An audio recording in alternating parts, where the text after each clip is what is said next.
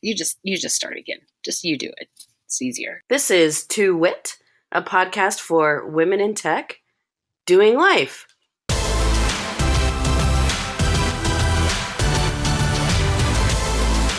I'm Kristi Campbell.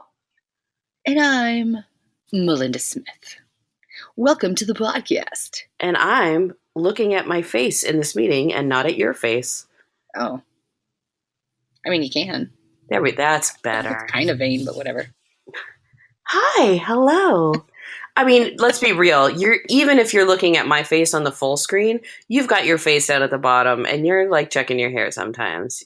I am when there's more of us. It's too small right now. I can't see. I think the lighting in here is really good for my hair. It makes me look all angelic.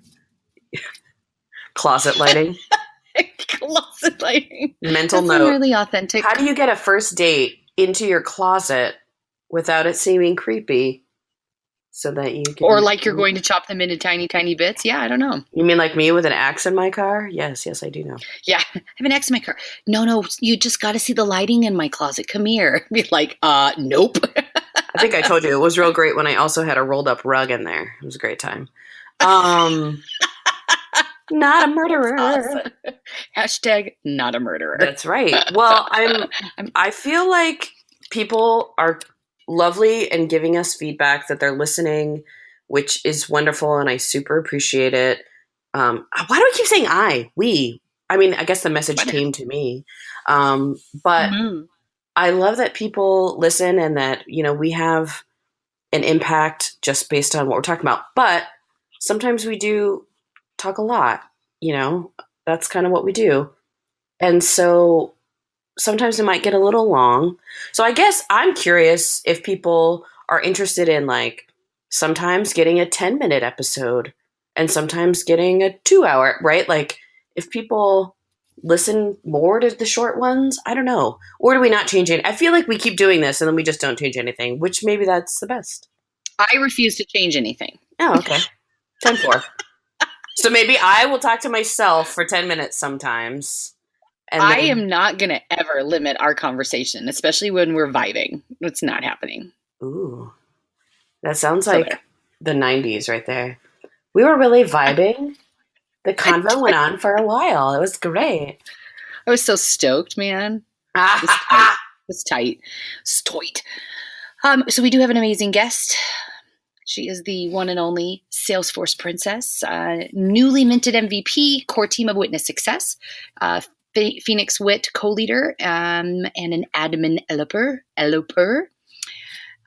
So I allude to this story. Sorry. Ooh, Jean. So my Jean story that I just totally interrupted you about, and I allude to, is that what I love most about this Ohana is I had a layover in Phoenix on my way back from Tahoe Dreamin' in 2017, and it turned into like an impromptu meetup, and Misty Jones came and picked me up, and we met everyone at In-N-Out Burger, and that's when I learned that they now package the sauce so you can put it on your fries, and it was delicious, and I got to see everyone. It was super fun, and it was just like 2 hours, but it was plenty of time, and she took me back. So that's been my main Jean hangout, and it was a great time. But I know that with Witness Success, y'all are doing good things and talking a lot. So I'm excited to get to know her better. She's got a big old heart. And here's Jean.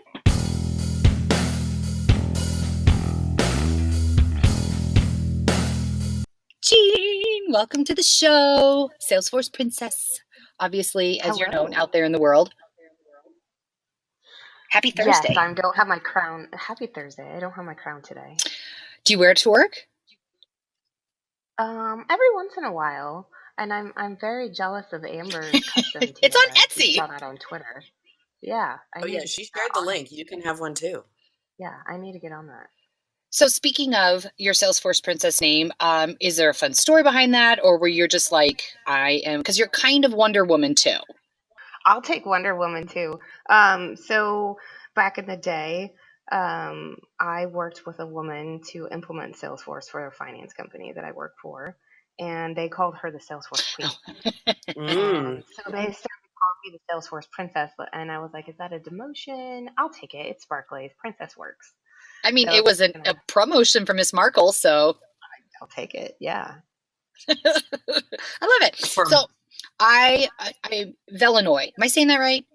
Velonis. I know that right. I only know that your name is Greek because of Easter. Hey, I feel you. Yes, because our Easter is different. Why? You don't get a bunny? We do get a bunny. So it's always hard for me too, because I'm like, well, we have Christian Easter and then we have Greek Easter. And he's like, Greek's Christian too. And I'm like, okay, I don't know how to explain this to people. So Greek Easter goes by the moon calendar, the Gregorian calendar, and Christian goes by dates, I believe. Or Christian, Catholic, so same American, I don't know what it is. Day. Yeah. Mm-hmm. Sometimes it falls on the same day too, so it goes by the moon. I feel like it's like the first Sunday after the full moon. I see. Don't quote me on that. Somebody will have to Google that and they can correct me later. Right? And he has to put he being of Gene Thomas, my husband, has to put Easter on the calendar every year. Stop it right now. We started this last Dreamforce and it stuck with her, and I didn't continue on. We were at dinner and we're all watching Handmaid's Tale, and she said of Gene and I said of Melinda, and we're dying, and I changed Josh's name in my phone to Mr. Smith, the pilot of Gene or of Melinda. And so it was funny, and then you kind of forget, but she consistently has called him of Gene for the entire year. It is in my phone that way. When I say, "Hey Siri, text of Gene," it texts. Oh my God, this just makes me so happy right now. The best in the whole wide world. He loves it. He thinks it's hilarious. Yeah, he thinks it's hilarious. For anybody not knowing what we're talking about, it's from Handmaid's Tale. So basically all of the handmaids are of their owner or their commander. So we decided to flip the script. Boom. Because we're wit, that's what we do. I know that you have a bazillion certifications, that you are a mommy, but I want to talk about that because you have 18 and 5, right? I mean, curious of how that worked out. 4, she's 4.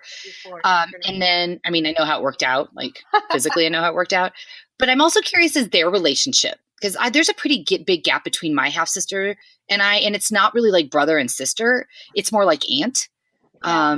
I'm definitely more of an adult to her than like a sisterly thing. You know what I mean? Yeah. Well, and it's funny too because they are very different kids too. They pretty much were both individual, single only children, right? Even though he's in the house while she's in the house, obviously. But yeah, I think it is. She treats him as a third adult in our house majority of the time, especially now that he's getting ready to go off to college and he can drive, he can pick her up from daycare and things like that. So it is very much, uncle, third adult in the house for her. She bosses him around really well. And how did he feel about it when he was there's a baby in the house? So it was probably the best birth control I could have ever given him. To go through his mom being pregnant, because I was a horrible pregnant person with my daughter. I was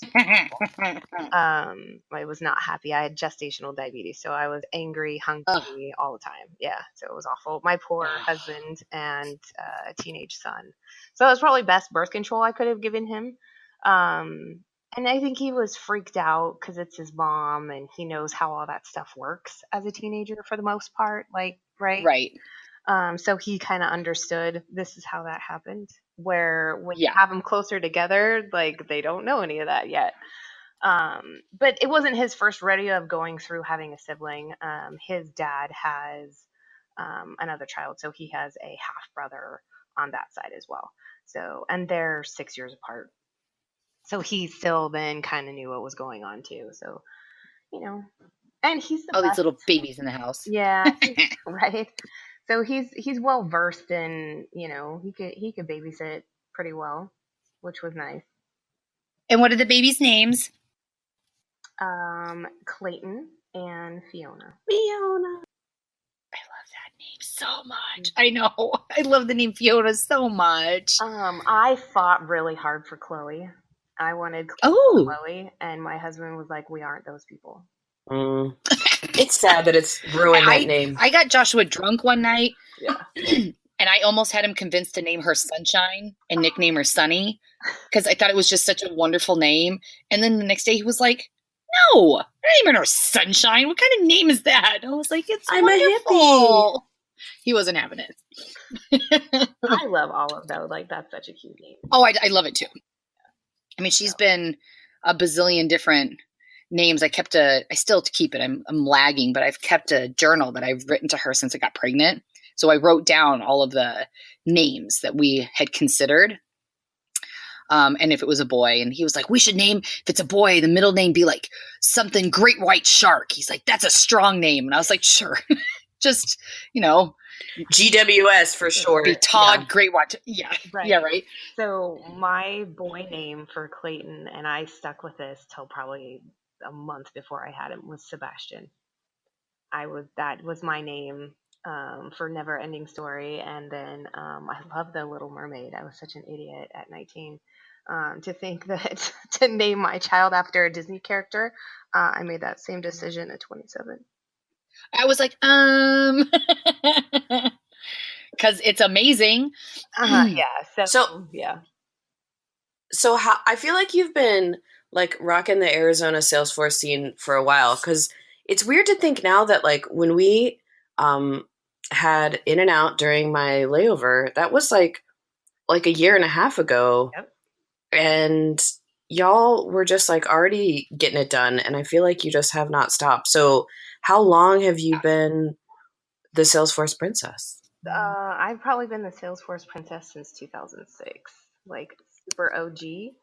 But user group leader, I was going to user group. I mean, I think the Phoenix user group has probably been 10, maybe a little bit more years. Mm-hmm. So we used to hold user group in the Scottsdale Mustang Library, which was super fun. And Mustang Library. It sounded tough. It was old and it smelled like dirty books. We have old books and beer. Budweiser. I heard dirty bugs and not dirty books, so that was fun. My dad ran a dirty bookstore once. That's not the point here. Please continue. Not those kind of dirty books. Dusty. Hey now. But yeah, so and we have every kind of user group here that you could think of. So WIT, Core, Dev, Salesforce Saturday. There's a virtual dev group that Rachel and Jessica run. Women in Tech, and I took over Women in Tech probably about 3 years ago. I was doing stuff helping, and they asked me when I was pregnant with my daughter, "Hey, can you take this over?" And I was like, "You're insane.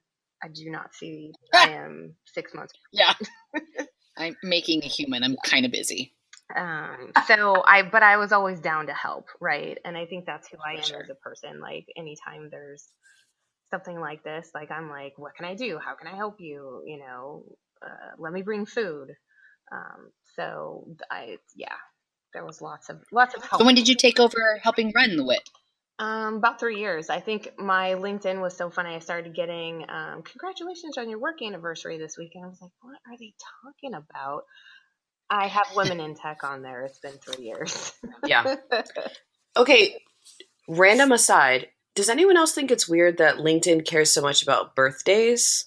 Yeah, that's weird. Why do I care about I should already know Melinda's birthday. Like my random network, people in my network, like I don't. Yeah. I guess it's a good conversational connection point, but if like the only message repartee we have is every year you wish me a happy birthday, like. Thank you. Anyway. Yeah, thank you. Clearly by your faces, neither of you think about these things the same way. No, but like work anniversary makes sense, but like my birthday, I'm like, hey, thanks, LinkedIn. Yeah, it's weird. Facebook, yes. Let me know over half the connections I don't know. Yeah. Facebook, yes. Twitter, yes. LinkedIn, no thanks. That's an interesting debate too, because I feel like LinkedIn started as people you do know. So therefore, I can give feedback about you, and it matters because I've worked with you or met you or know you. Now I'm like, when people at Map Anything used to ask me, because they would use to like investigate for leads and stuff, and they're like, do you know this person? And I'm like, are they an MVP? And they're like, no. I'm like, even if they were, that wouldn't necessarily mean I know them. And like, no, because sometimes what if there's the guy you sat next to and you solutioned something at a user group meeting like one time and you connected? There's no way for you to put in context. How do you know? Yeah. Wouldn't that be nice? Yeah, I think it definitely would be to be in context. And I have rules for LinkedIn, right? Like, if you don't have a picture, I'm not connecting with you. I agree. No or picture. Or if it's not a professional picture, like this isn't your Facebook photo. Like this is a different... Or it's just like a gorilla. Right. It's not your face. I mean, I don't know if it's your face, but I don't want to see a cartoon bunny. Hey, LinkedIn could be catfishing us every day. You don't know. True story. Offering you a job. Speaking of MVP, you're a new MVP. Yeah. Worked very hard to get here. Hooray! Woo-hoo! Confetti. Still working your ass off. What I think is really interesting now is it. Sorry, I'm just gonna talk right the fuck over you. I do it. Is in what you're saying of how you've been engaging with the community. That's what I try to emphasize. What to me the MVP community is about, right? I'm doing the things I wanted to do anyway, and the person I am, and I'm being recognized for that. So I'm happy to hear that, as opposed to, like, oh, I was trying to get it for years, or maybe you were and I just misunderstood. No, I see what you're saying. Like, the worked hard to get here. I get what you're saying, like, to that comment, but it's more like you said, you've been working your ass off, and oh, sweet. Thank you for the nod. Yeah. And that's, I mean, when you get that email, you're like, yes. But also it's like, oh, that they really do see, and I'm being recognized for the things that I am doing in the community. And I love doing those things, right? Yeah. Totally.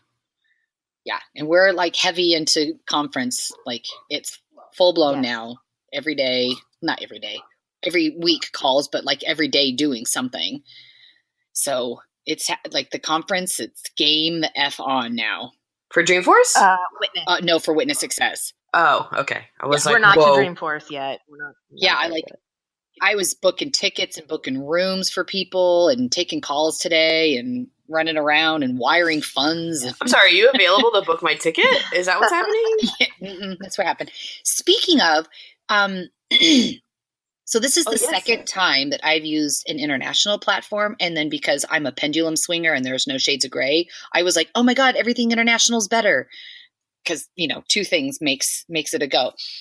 Super secret. We're going to do some fun little nugget dropping. We have this amazing thing that we're using at Witness Success. Drum roll. We're using a really cool, really, really fucking cool app that I saw at Dream Olay. And it is just badass. And then I used this cool platform to wire transfer money internationally. And it did like all the conversions and everything for you. And it was so easy to use. And it was just that part of me that was like, everything international is better. Are you guys knowing what it's called? Are the app? Yeah. Swap Card. Swap Card. Yeah, you use this at Dream Olay, right? And it's it was so... And it's so easy to use. The adminning side is awesome, and you can connect with people. Like, it comes with its own QR code reader. We'll print the badges. You and I can connect. I can zap your badge, and then we have connections on the app. We can communicate on the app, or I can go to a booth and zap them. We can book a meeting for later that day.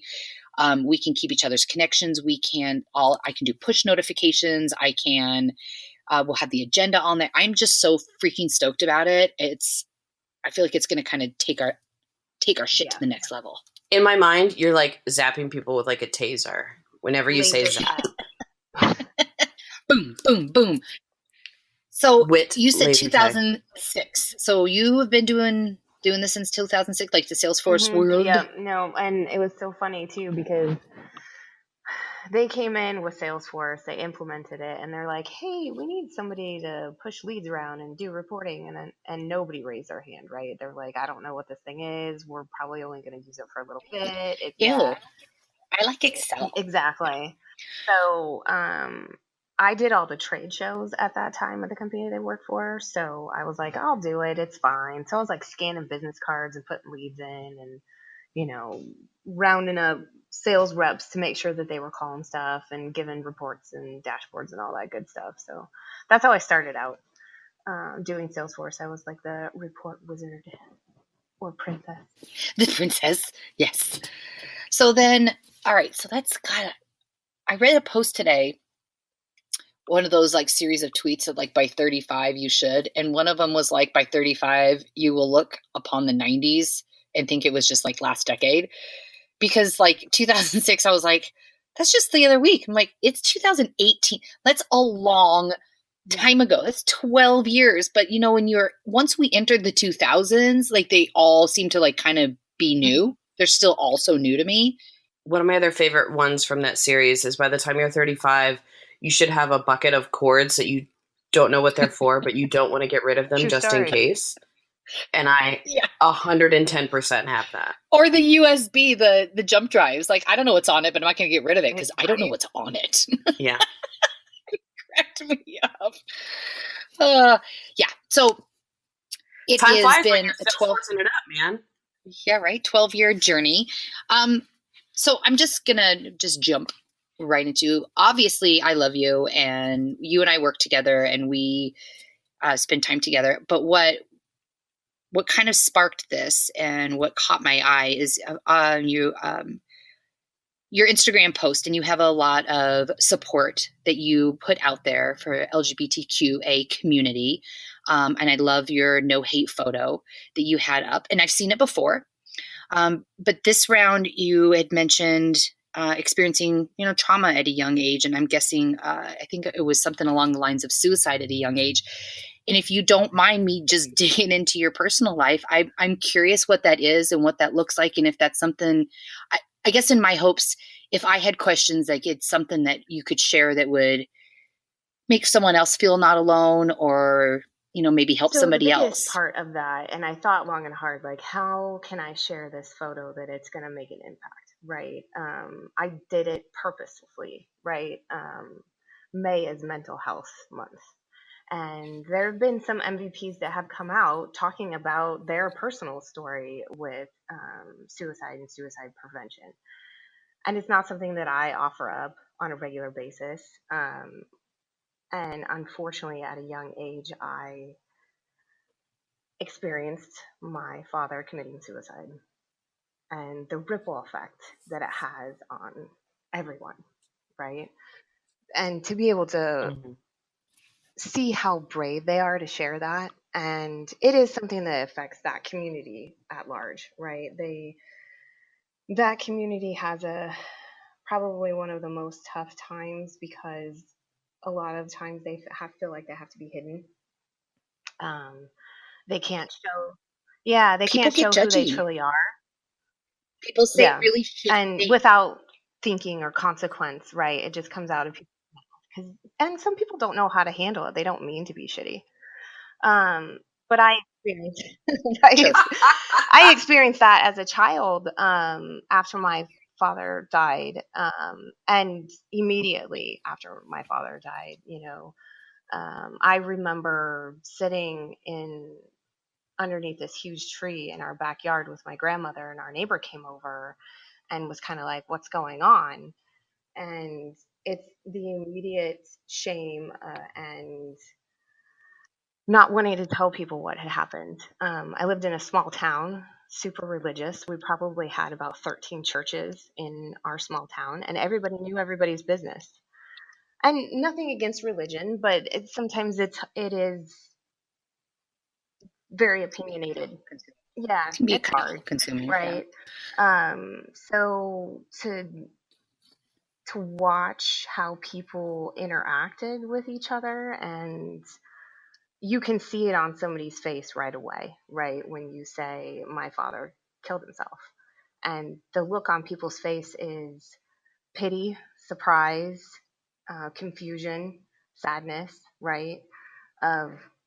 And I hope they don't sit there and say, oh, poor her, right?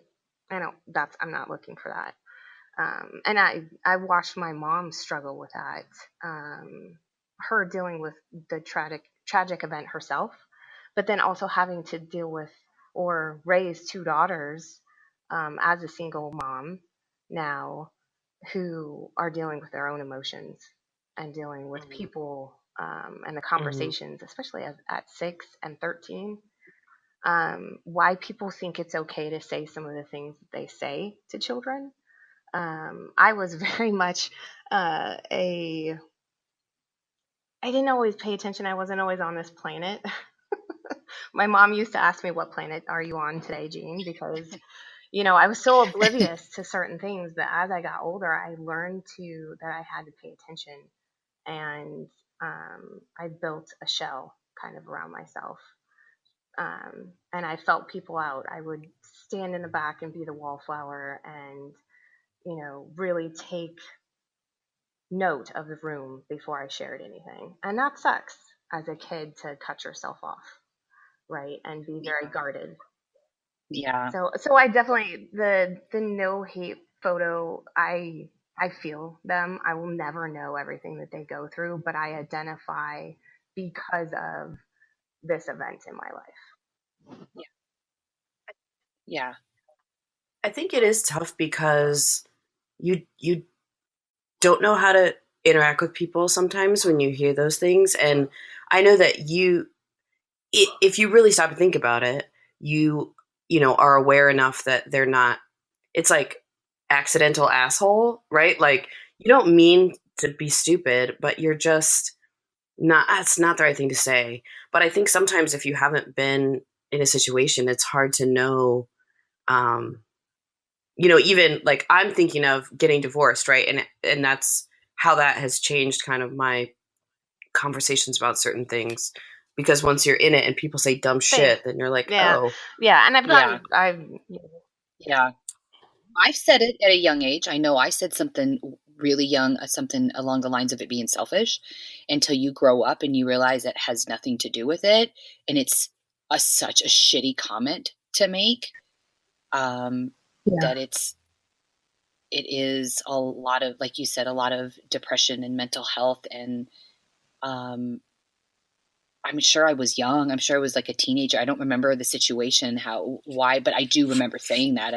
Now, even though years later, I'm like so regretful that I said that to anybody. That I mean, that's just not the case. And you just gotta, like you said, you gotta kind of grow up. But you had to grow up faster because people were saying these to you as a youngin'. Just to give you a soundbite of my lovely time, I had a woman come up to me and tell me that my father went to hell. Right. And as a small child, you're like, that's what helpful. why are you saying this to me? I don't understand where yeah. It was at a church picnic event, a family. Yeah. Awesome. Baby girl. And, kids go back and repeat that stuff to your parents. So I went straight to my mom and I'm like, I don't understand what, and she, lost her mind, of course. She's like Mama Bear. For all intents and purposes. So, yeah. It caused a rift in the community. It was the ripple effect of having somebody who's prominent in the community, prominent in their church. He was a musician. He played at events. He was a police officer for a time before he worked in the factory. Everybody knew everybody in this small town, and everybody knew everybody's business. And my mom was a business. Yeah. Did you guys leave soon thereafter? We stayed for a long time till I was 16. My entire family is there. Like my grandparents, both sides. Everybody lived in Iowa where I grew up. So at 16, my mom had remarried and been divorced, and she just had enough. She had enough of everybody knowing everything, and she was like, you know what, I'm out. We're going to Arizona. Yeah. And as a kid, still understanding a lot of the stupid crap that I was dealing with, I still don't want to leave, right? Those are my friends and family. These are the people that I've always been around. And now we're going to segregate ourselves off somewhere else that I don't know anybody. So that was hard. But in Arizona, though, it's a dry heat. Right. So. Yeah. It's better. Everyone's, but it's a dry heat. Yes. That's for sure. And you know what? I never, I always used to give her such a hard time. You idolize the parents that's not there anymore. And at 6, I didn't know my father well, right? So everything was always her fault. And that's tough. And I've apologized to her many times, that, hey, sorry, I was an asshole. Yeah, but as you know, as a parent now, even when they are being a raging asshole, you aren't at that moment thinking, oh, I hope they freaking say sorry later. You just, your little human is going through something. So I'm sure she appreciates it, but I'm sure you have to know that. Yeah. She totally does. And my mom and I, for all intents and purposes, like, we grew up together. Like, it's the Three Musketeers. It was my mom, my sister, and I. And, it was us against the world, and we weren't taking any shit. I love it. There are 3 amigos. Yeah. Well, I appreciate you sharing with that. I know that it's not easy.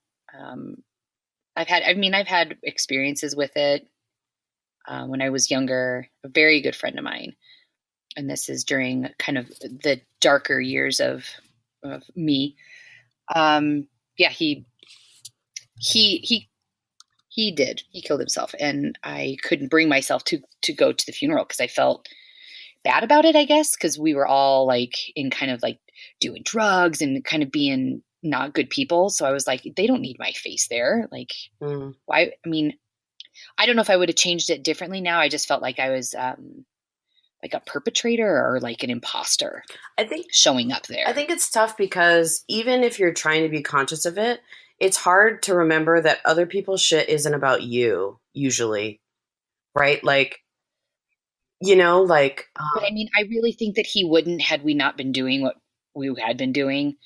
I don't know, actually. And in looking, maybe he was suffering from other mental illness I didn't know, but like I felt like it added to the world that we chose to, the drugs that we decided to do.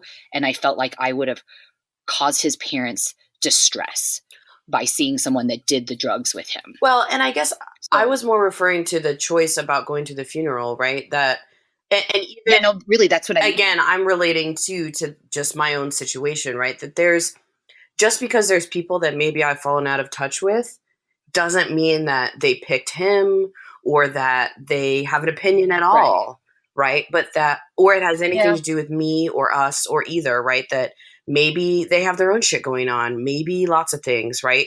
And like I say, I think if we really stop and think about it, sometimes it's easy to, and maybe this is because of my struggle with depression too, right? Like stopping to think like, is this my depression brain? Like, or is this like real thoughts brain? You know what I mean? Like, no one talks to me. Like, okay, calm down, but in the end, like, so other people's picadillos and stuff just aren't really about you, but it sucks because they impact you, right? So, and I've learned that a lot too. Majority of the things that people say, it's their own self-conscious issues, right? It's usually not about me, and we internalize things, really well. So I can spin that record. I'm really good at spinning that record. And I should have said this, and sometimes it's just like, let it go, lady. Like, it wasn't about you that day. Yeah. Right?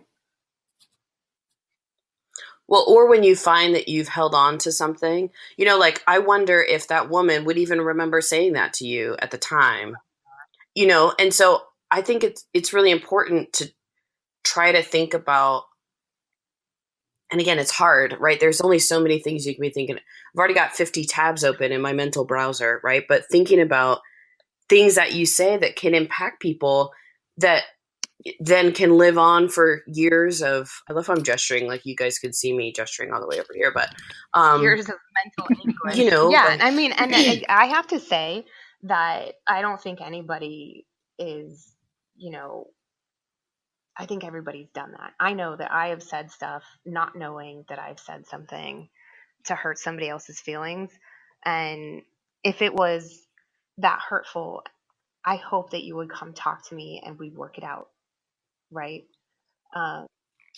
Well, and I think it comes down to from a relationships perspective, for people you really know, I think it comes down to giving the benefit of the doubt. I was reading about this recently, and I think it was more about relationships. And I think, again, me internalizing into my situation, but that was one of the things I don't feel like I really had with my ex was, okay, I did this thing. It ended up inconveniencing you, but clearly my goal in life is not to inconvenience you. I don't know. Right? Like, I think give me the benefit of the doubt that I was trying to do something nice, or I was trying to make it easier for you, or like, why would you assume that I was trying to make something hard for you? And so I guess it's on both sides, right? So like, you've probably said some shit that you shouldn't have said, and you've probably received some shit that you should, right? So maybe it all balances out and we all can just, not be a-holes. I don't know. How have you worked on breaking down your shell? And the reason I ask this is, in the short amount of time that I've known you, I feel like I've gotten to know you well enough to know that you do have a big heart, and but I sometimes can see around certain individuals or other people that you have a little bit more Yep, of a I'm really good at yeah, not bad, Yep. but you get quieter. And I mean, is that something you have to work on every day? Because I mean, I know that we all have our own stuff to work on, but I mean, that's a lot to come from at 6 years old, when you're like, I'm going to build the walls. And then you're in this community now where it's a constant love fest all the time. You have people like me that are like, I'm a hugger, don't care if you are or not, and I'm just going to dig into your shit. And can I have your social security number? And I love everything about that's you. why I love you, right? Like, I'm really good. I think I'm really good. I conditioned myself to read people well. And I always want to be open first, and let everybody in. And boundaries are hard for me.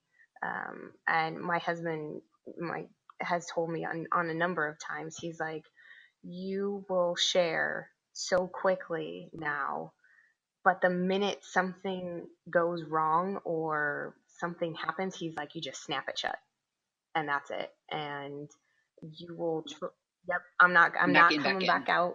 I'm in my shell. I'm safe in here. Mm-hmm. You hurt me, and I'm in here, and it's going to take a really long time for me to come back out and trust you. Which I don't necessarily think is healthy either. So I mean, it's a hard balance. After my divorce, I used to give my husband, while we were dating, the look, and he'd be like, "Stop looking at me like that. I'm not doing this because I want something from you. I'm just a nice person." So yeah. So I still do that, and I think at almost 40, I don't know that I'll ever figure that out. But I do always want to give people the benefit of the doubt and try and get to know them. It is hard for me, though, if I get shut down or I feel like something's happened, like there's been a riff. It's real easy for me to just yank it back in. Yeah. I mean, self-preservation, I don't think that's necessarily a bad tactic. I mean, if someone, yeah, I mean, it just depends. Like, if you want to give someone a second chance, but if they hurt you, I mean, I don't think there's any wrong in being like, no, we're good. I'm done now. And I think my mom taught me to always be polite, right? Whether I'm uncomfortable or not, or we don't get along, and not everybody has to get along. I'm still going to be polite. I'm still going to be cordial. I'm going to try really hard not to make you feel uncomfortable, and because this is my shit, right? I don't want to put my shit on somebody else. So yeah, because we talked about that the last episode too, that like how you see yourself and how others see you, and there's probably no consistent version out there, which is kind of mind blowing. Like, then who am I really? But yeah, not projecting your own stuff is the case sometimes. And I do tell myself a lot too, like Kristi said, that players, like, no one is worried about this X, Y, and Z. Like, no one's thinking about me. Like, nobody cares about my blah blah blah. Like, everyone's worried about their own shit. Although I will say, hopefully she never listens to this, we just had a women in tech meetup, and somebody walked in and I was like, white shoes. And apparently in the South, Easter is the beginning of white shoes and not Memorial Day. And then, of course, she came over and sat and was at my Women in Tech meetup, and I had never met her before. And then I'm the asshole, right? Granted, I didn't say it to her, but it was a really interesting, like, did I need to say that? What's funny is, like, do people follow that still? That too, I think right? about it. Don't get me wrong. Like, it crosses my mind because we have these fun little driving shoes. Since I'm sitting in my closet, I'll be showing you my white driving shoes. Thank you. I love that they're loafery, but also that you call them driving shoes. Like, does that be called that? Because they've got like little ribs in the back, I guess. Yeah. Oh, you stop it! How did you get Astro in your shoes? You can just order them like that. Because I'm fancy like that. Oh yeah, you did. You're a crafty person then, huh? She's so crafty. I was walking through somewhere looking for sparkly shoes because that's who I am. I love sparkly shoes. And I went into the van store and I was like, I want these chunky sparkly shoes. Fiona has a pair. Where do I find these? And he's like, dude, you can make your own Vans. And I'm like, shut up. And I was like, I can put anything on them? And he's like, yeah, you can totally put anything on them. I'm like, I'm going home right now and doing this at home. Wait, so it's like online, you like make a picture, you send a picture and they make shoes? So I made Misty Jones and myself, because we are Women in Tech co-leaders together here in Phoenix. I made us Astro shoes. That's great. They're super, they're Vans. And they're comfortable? They're regular Vans. And they have...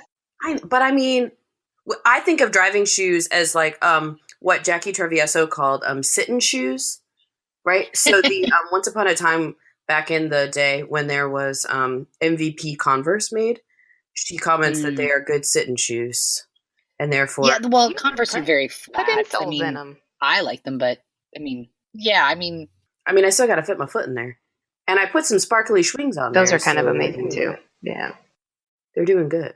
So you've been doing this for a minute, and I feel like that means that you've got a good story about a Salesforce screw up that you would like to share with the world.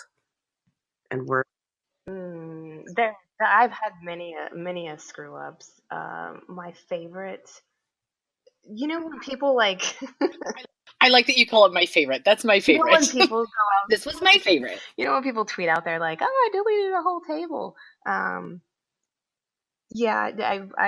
I've deleted some records accidentally or overwritten some records accidentally and had like the Homer scream. It was way back in the day, and I was smart enough to export everything, keep it, and instead of updating, I deleted.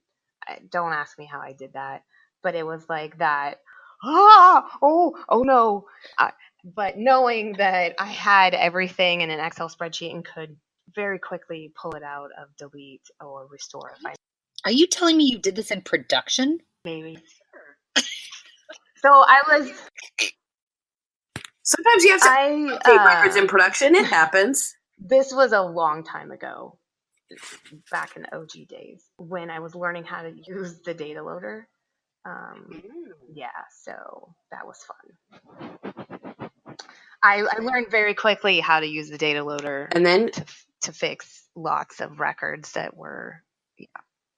That was awesome. It is interesting. I wonder, I have a project right now and I had to move some records between sandboxes. And I wonder, like, what's the over-under on, like, what's easier? Because the object wasn't enabled for reports. And then, it was only like 10 records. But then I'm like, do I really want to recreate that? It was just like, and then I feel like you get down one path. And then as you're going through, you're like, I could have done this smarter, a different way, but now I've committed myself to this stupidity. What are you most excited about for Witness Success? Oh, wait, did I just totally steal your thunder? No, I thought you were going to say the same thing. And then I was like, oh my God, we're going to say the same thing. And then you didn't. And here we are. I'm just excited about seeing everybody. I think that's my favorite part. I think we have some super secret special surprises that, I won't ruin it. I know you have to keep it together, Melinda. I'm terrible at it. No, my favorite thing about Salesforce is the people. To be honest, it's great that we have this awesome platform that we all work on, but the people and having like your tribe, through school and high school and all that other bullshit, like that stuff's always trying to find your pack was hard for me. And the fact that there's this community and there is somebody for everybody, and like Misty, she's my girl. Like Gloria, I call her my whoopee. If anybody understands what that means, like they will always have my back and I will always have their back.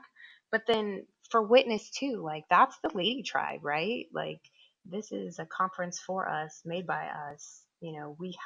We control this, right? And not that we don't control other things, but I think that's what gets me excited about Witness, is being able to see everybody.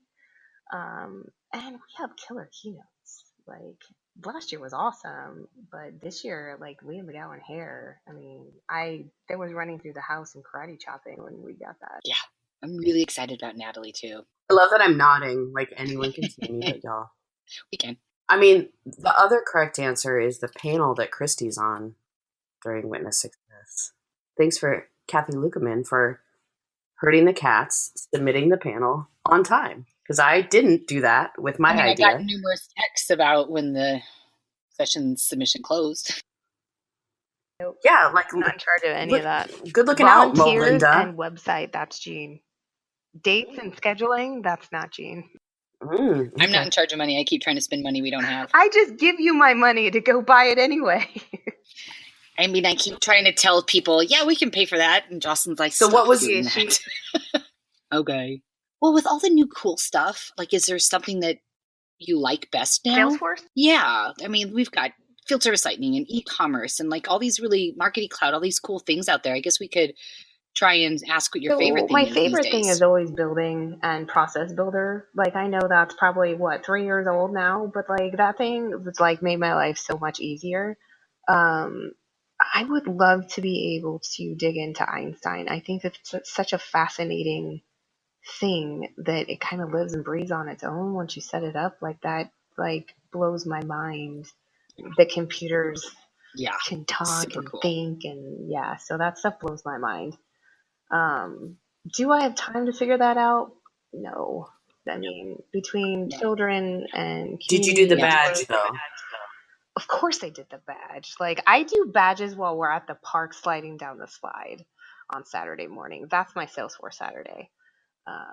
What do you do on Saturday mornings? You go to the park? We go to the park, and during the summer we do swim lessons. So Saturday morning is Fiona and mom time, and we do stuff together. Because user group takes away some of my evening time, and Jean is very good at helping me corral children. So I dedicate my Saturday mornings to Fiona and Jean and mom. Not that those are two people, that's one and the same. But we go to the park and we get Starbucks. She gets chocolate milk, I get coffee, not the other way around. Sometimes that's difficult. But we go to the park. We go play Pokemon. We do swimming during the summer because it's too hot to go to the park. And when other people are watching her do swim, I'm doing a trailhead badge sometimes. And we're talking to other people about trailhead at swim class because there's parents that are like, what are you doing? So let me tell you. Would you like a sticker? Yeah. I carry those in my purse too. Yeah. Let me show you how to do this. It's really awesome. And showing them how to do trailhead and then holding the phone and taking pictures of her swimming with her coach, like that's that crazy lady. I love that. At least you could do badges. I'm busy trying to yell at my kid to listen. They lose their listening ears after 4. How's that work out for you? It's not fun. The 4s, I thought 2s and 3s was rough, but 4, they have a whole other attitude. Let's just say parenting is rough, guys. Just different ways. It's so hard. No one said it would be this hard. I had an inkling that child rearing was hard. I mean, my oldest he sleeps, right? That kid sleeps like nobody's business. Fiona does not sleep. I have not slept well for 4 years. Thank you for coming on and being so candid. Anytime. And even though I do get guarded on some things, like I'm always willing to share, especially if somebody else can benefit. If it makes them feel like part of the pack or the tribe, like or less alone. I mean, there's someone in our community that might experience this too, or has never shared with somebody, and maybe they feel they have a kinship now to you that they can feel like they're not alone. I give free hugs. I am a hugger. Yay. So we've talked about witness success a little bit, which is there anything else you need to pitch about your life? Oh, so next user group meeting, we're taking it easy in June. We're doing a happy hour. Me and Misty come hang out. My birthday's the 23rd, so if you want to send me gifts, I like 23rd of June. I like gifts. And I will give a huge shout out to the Academic Alliance team. Like if you ever want to learn or teach college students, we would love to have you. I do that once a month with that group. Or the certification study group if you're looking for your next cert. I do that too. I do too many things. Well, apparently you don't sleep, so I guess maybe that's how you have time to do all these things. Because you're also doing this #Fit for Dreamforce nonsense, and you look like you're in great shape. No, so I was up at 6 I don't know o'clock how this you morning manage at that. Orange Theory because I have graduation tonight, so I knew I was going to miss it. I know it was awful. I hated it. Every minute I hated it. But I know that I have to do that because I do not want to be diabetic because that runs in my family, so I have to stay in shape. I like it. And I like you. Oh, I love you both. I love you.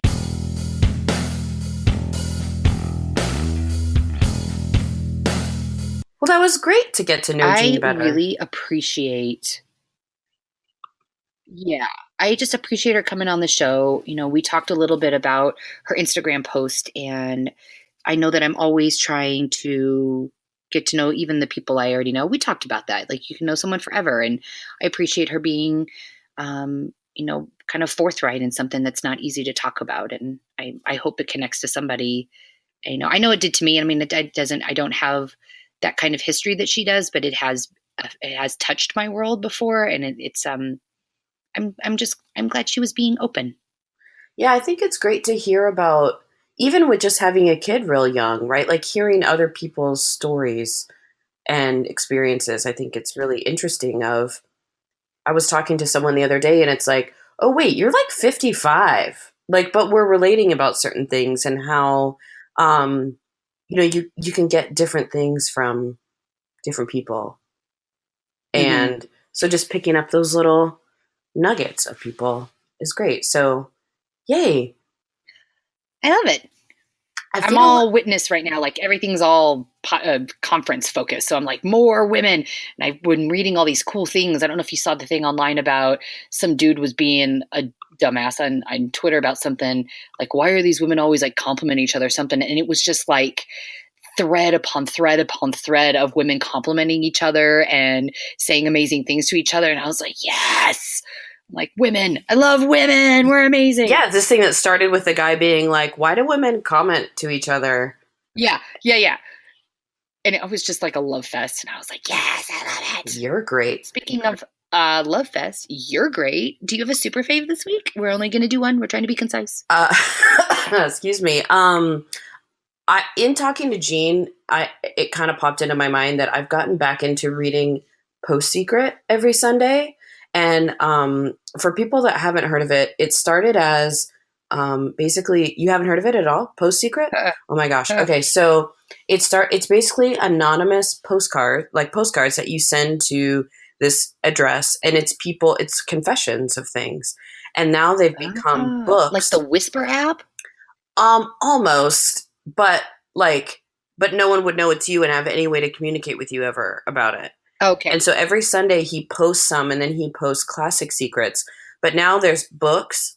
But what's really interesting about the book, and there's a book tour, and they were at the Smithsonian. I want to say now it's in Arizona, actually. I forget where, maybe San Diego. It's like on tour, and you see these stacks and stacks of postcards. But what's really interesting is people will write postcards and leave them in the books in the bookstore. So like, if you find one of the books, people like look through them for people's secrets, which is just really interesting. And some of them are, some of them get insight conversation. He does post some on Facebook, but is very conscious of, don't be an asshole, right? But just that like secret confession, some of that small stuff that you wouldn't really want to tell anyone else, and yeah, and the other nice to tell somebody. Right. And then to read some and you're like, I think that too, Yeah. And some of them are some of them are funny, some of them are sad, but some of them they also focus a lot on suicide prevention, and as like a company, right, or as a movement. And so a lot of them are, you don't realize the impact you had on me by having that 45-minute phone call, like those kinds of things of like what saved me at that time. So like I said, I've been into it anyway, but that's kind of why it resonated with me. So is it a website? Yeah. Or? Oh yeah. Postsecret.com. I'm totally like that. Postcard plus Secret together is Postsecret. Sweet. So I'm just going to go lose myself for about 2 hours. Yes, I was going to say, prepare yourself because you will keep scrolling. Ooh, what's your super fave?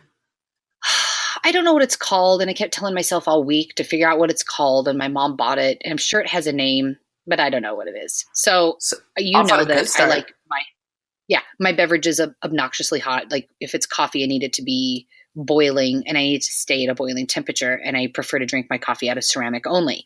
So it's this little like flexible plastic. What am I going to call rubber silicone? Yeah.